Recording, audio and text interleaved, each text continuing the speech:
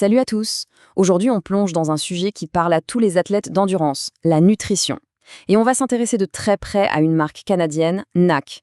On va tout décortiquer en se basant sur une analyse très complète d'athlètes expliqués pour voir ce qu'elle a vraiment dans le ventre. Oui, comment on fait pour tenir la distance sans se prendre le fameux mur et sans que l'estomac ne dise stop? C'est vraiment la question. Parce que, soyons clairs, le bon carburant, ça change tout. C'est ce qui fait la différence entre finir sa course et ne pas la finir.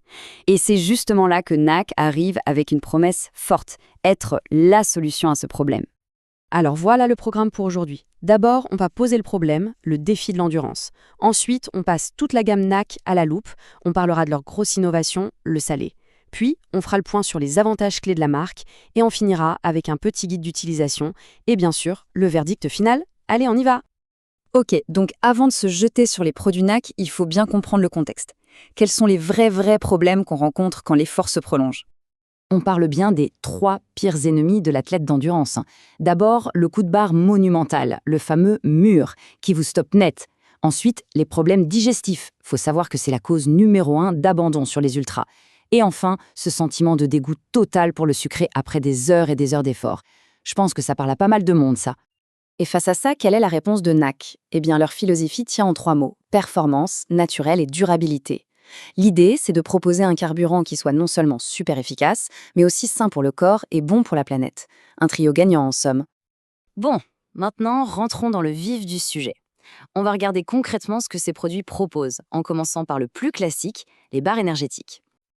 Alors, concrètement, qu'est-ce qu'on a dans ces barres? On a 200 calories, 28 grammes de glucides, 7 grammes de protéines et une bonne dose d'électrolytes. Bon, sur le papier, c'est déjà très propre et bien équilibré. Mais le truc vraiment intéressant, le détail qui change tout, c'est ce fameux ratio de 4 pour 1 entre les glucides et les protéines. Et vous allez voir, c'est loin d'être un hasard. Mais alors, pourquoi ce ratio 4-1 est si spécial? Eh bien, c'est assez simple à visualiser. Imaginez que les glucides, c'est l'essence, le carburant pur qui vous fait avancer. Les protéines, elles, c'est un peu comme l'huile dans le moteur ou même l'équipe de mécanos au stand. Elles sont là pour protéger les muscles, pour limiter la casse pendant l'effort.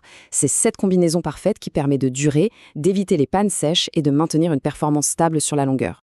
Passons au liquide. Là, on a une boisson qui est vraiment dense en énergie, idéale pour les très longues distances. Et encore une fois, on retrouve un ratio clé, 2 pour 1 entre le glucose et le fructose.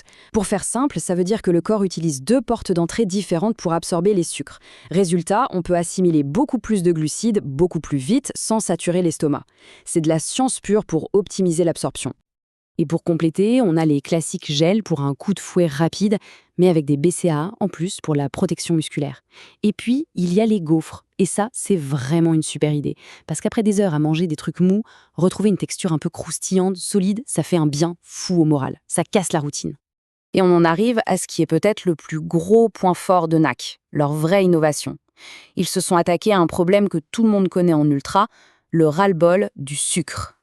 Il faut être réaliste. Personne ne peut carburer exclusivement au sucré pendant 15, 20 ou 30 heures. À un moment donné, le corps, et surtout la tête, disent non. Le salé, à ce moment-là, ce n'est plus juste une envie, ça devient une nécessité. C'est un vrai réconfort, une ancre qui permet de se remettre en route. Et la voilà, la solution de NAC. Des purées salées. Franchement, il faut s'imaginer la scène. On est au milieu de la nuit, ça fait des heures qu'on court, on est fatigué, on n'en peut plus du sucre. Et là, on a le goût d'une petite purée, presque une soupe, à la patate douce et à la courge. C'est réconfortant.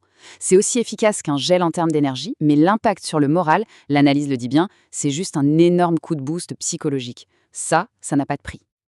Ok, donc si on prend un peu de recul et qu'on regarde l'ensemble de la gamme, qu'est-ce qui ressort? Qu'est-ce qui fait vraiment la spécificité de NAC? En fait, il y a 3 points majeurs. Le premier, c'est la tolérance digestive. Avec des ingrédients simples et naturels, ça passe super bien. Et moins de problèmes d'estomac, c'est moins de risques d'abandon. Le deuxième point, c'est l'énergie stable. Pas de pic d'insuline suivi d'un crash, c'est une énergie lisse qui dure. Et enfin, le troisième point, c'est leur engagement éco-responsable. Ça montre qu'on peut viser la haute performance tout en faisant attention à la planète. C'est bien beau d'avoir les meilleurs produits du monde, mais si on ne sait pas comment s'en servir, ça ne sert à rien. Alors comment on utilise tout ça de façon optimale? C'est assez simple en fait. Il faut avant tout de la régularité. Un apport toutes les 45 à 60 minutes, c'est une bonne base. Ensuite, la règle d'or, c'est d'alterner. Un coup du sucré, un coup du salé, une barre, puis un gel, pour ne jamais saturer. Bien sûr, on respecte les dosages, surtout pour la boisson en poudre, et on n'oublie jamais de boire de l'eau en parallèle. C'est la base. Bon, on arrive à la question qui fâche un peu, le prix. Et oui, il faut le dire, ce n'est pas le produit le moins cher du marché, on est clairement dans du premium, mais l'analyse le dit bien, il faut voir ça différemment. Ce n'est pas juste une dépense, c'est un investissement dans sa performance. On ne paye pas seulement pour une barre ou un gel, on paye pour une formulation hyper pointue, des ingrédients de qualité et surtout pour la tranquillité d'esprit de savoir que ça va bien se passer niveau digestion. D'ailleurs, cette phrase tirée de l'analyse résume parfaitement l'idée. C'est un investissement cohérent pour des athlètes exigeants recherchant l'excellence nutritionnelle. Tout est dit. Si la nutrition est un pilier de la performance, alors le prix se justifie. Ce qui nous amène à la question finale en fait. Avec une approche comme celle de NAC, on se rend compte qu'on a peut-être plus à choisir entre la performance pure et dure d'un côté et la durabilité ou le respect de l'environnement de l'autre. Est-ce que ce ne serait pas ça, finalement, le futur de la nutrition sportive? Une approche qui allie le meilleur des deux mondes? C'est une question qui mérite d'être posée.